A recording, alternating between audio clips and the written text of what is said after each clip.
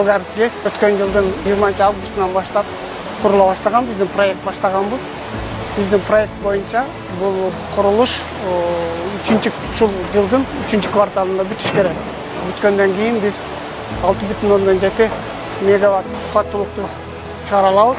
Ушул эле Ленин айыл өкмөтүн камсыздандырсак болот. Бул өзүбүздүн эле ички инвестиция ата мекендик.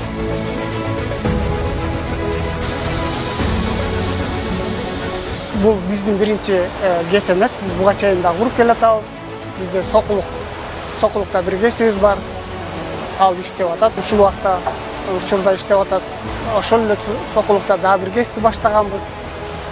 Деги эле биздин жакынкы 10 жылда кыла турган иши 20дан ашык проектлерибиз бар. Тиги пандемияга чейин башталган биздин ишибиз.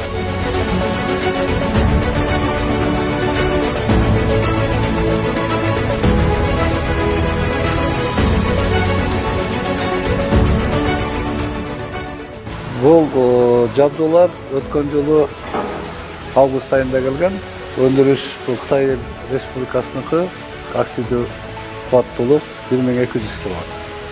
Ошондо бул айына 700 миң киловаттын тегерегинде электр энергия чыгарабыз.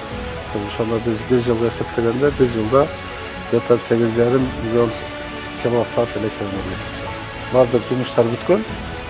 Азыр иш кагаздары калды. Ошо келишимдер бүтсө, буюрса иштей беребиз.